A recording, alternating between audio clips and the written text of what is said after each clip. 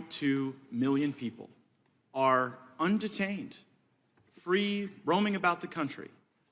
They've gone before a judge. A judge has issued a final order of removal. How many ICE agents do you need to deport them? Congressman, I think what we need is legislation to fix the broken immigration system. Because you don't need legislation to overcome a final order of removal, right?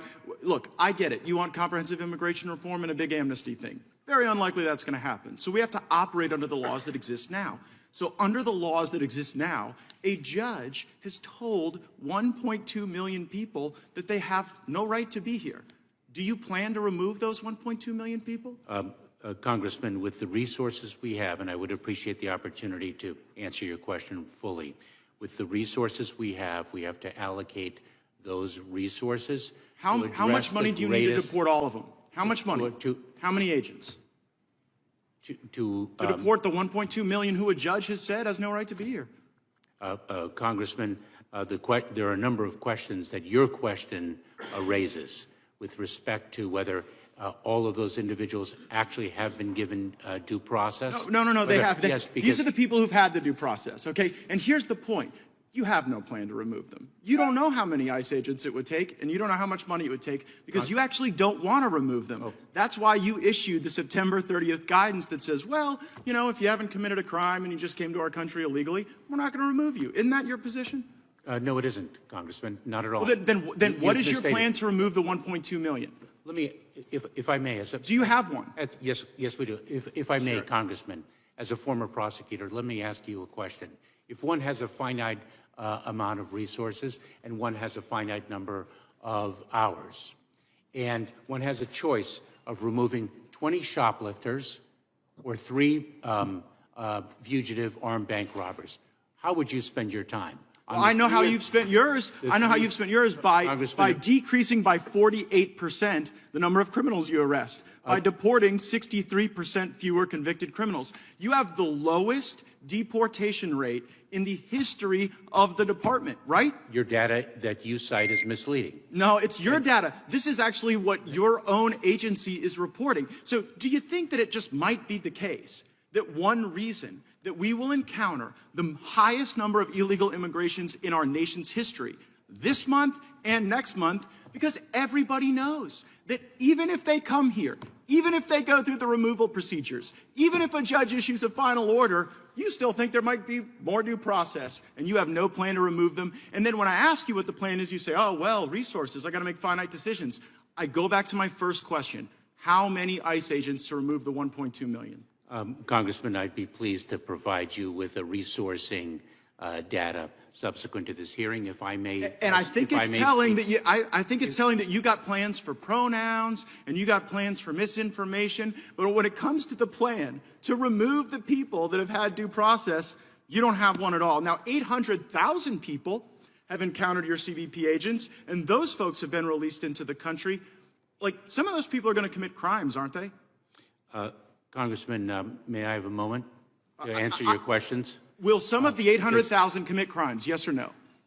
Undoubtedly. Undoubtedly. And so the Americans who are the victims of the crimes for the people that you release in the country are collateral damage that you are willing to accept in order to have our border function as a turnstile. You're willing to accept that collateral damage. Congressman, I couldn't disagree with you more. Let me give you, if I can, some data that will actually more than the data. How about this? Well, how did it feel to you when you went to the border and the Border Patrol agents turned their back on you? One Border Patrol agent turned his back on me, and I addressed that as the leader of the Department of Homeland Security. So if I can return to data, because I want to make sure that you have accurate information. Everyone knows that you have more people coming in than ever, and you're removing fewer people than ever, and it's because you have no plan and because it's on purpose. See, I don't buy the theory that you don't know how to do this. I think you're actually a highly competent dude. But the reality is your plan is to bring these people in and to send the message to the smugglers and the criminals that they will never have to leave. That's why your workforce turns their back on you. And you have tools that you could use to deport these people. You have facial recognition. You have flights going all over the country, dropping people off. And I think we ought to use the best tools in the country to find these folks, round them up like they were at the Capitol on January 6th, and deport every last one of them. I yield back. Gentleman from Louisiana is recognized. Thank you. I yield to Mr. Jordan. Secretary, have any of the 42 illegal migrants on the terrorist watch list or no-fly list encountered on our southwest border been released into the United States? Ranking Member Jordan, as I mentioned before, I will provide that data to you with respect to the disposition of each one. I do not know the answer to your question. The Secretary of Homeland Security does not know the answer to the status of 42 individuals who came to our southern border illegally, are on the no-fly list and the terrorist watch list. You do not know whether they are been released or not into the country. That's your testimony. Ranking Member Jordan, as I've said before, I will provide you the data. I Yield back to the gentleman. That's amazing. Mr. Secretary, this is outrageous. At your oath of office ceremony on February 2, 2021, you said, quote, "The mission of the Department of Homeland Security is to safeguard the American people, our homeland, and our values." On the website of DHS, it describes the mission. It says the Department of Homeland Security secures the nation's air, land, and sea borders to prevent illegal activity and is focused on securing our borders and keeping our communities safe.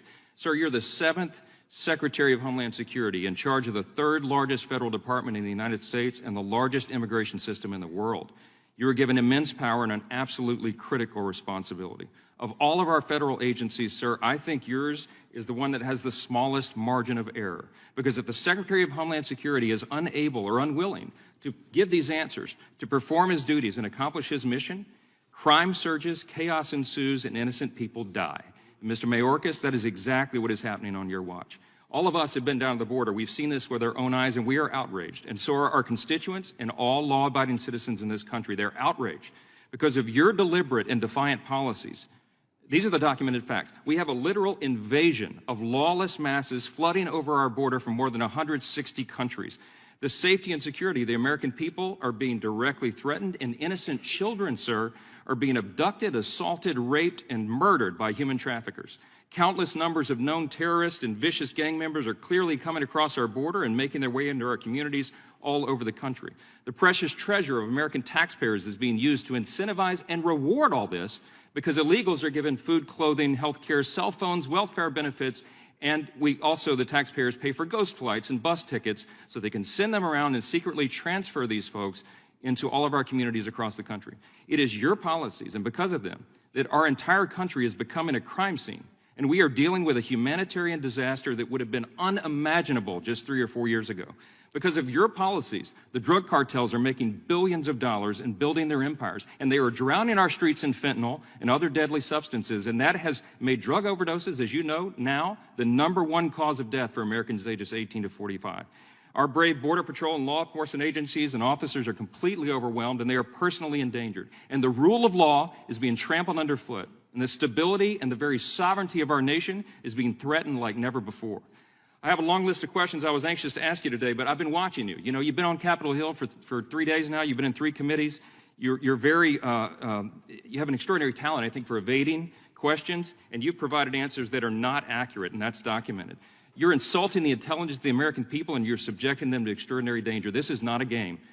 It's been detailed over and over this week, and here again today. You have presided over the greatest immigration catastrophe in American history, and it's an objective truth that you have helped design and implement this system.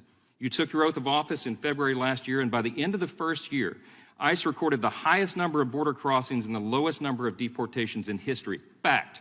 You have stated publicly in direct defiance of our laws that, quote, being here illegally by itself is not enough to be removed, unquote. If DHS does not deport illegals, that is, apprehend and quickly remove people who cross into our country illegally, then we have no border security at all. We all know that after Title 42 is repealed, 18,000 immigrants a day are going to result coming over that border. It's going to be a total collapse of our operational control. If people are allowed to simply walk in here and live and work and collect taxpayer-funded benefits and assistance for years upon years and maybe permanently, then in a very short period of time, we'll be totally overwhelmed. We'll be crushed by the sheer numbers and the weight of illegal immigration, and there will no longer be any border, any security here, any sovereignty at all. We won't have a country. I called for your resignation in July of last year and explained then that it had already become crystal clear that you were either unable or unwilling to do your job. But as has been said here today now, based upon the facts and the evidence, we've concluded you're doing this intentionally. It is despicable. I believe these are impeachable offenses. And Mr. Secretary, my advice to you is to begin your search for a different career field very soon, because there will be an election and the American people will let their voices be heard on this, and we will be taking the majority. I ask unanimous consent to enter into the record a letter from 133 members of Congress to the Secretary expressing our concern that his actions in opening our border and inaction in enforcing our laws are endangering American lives.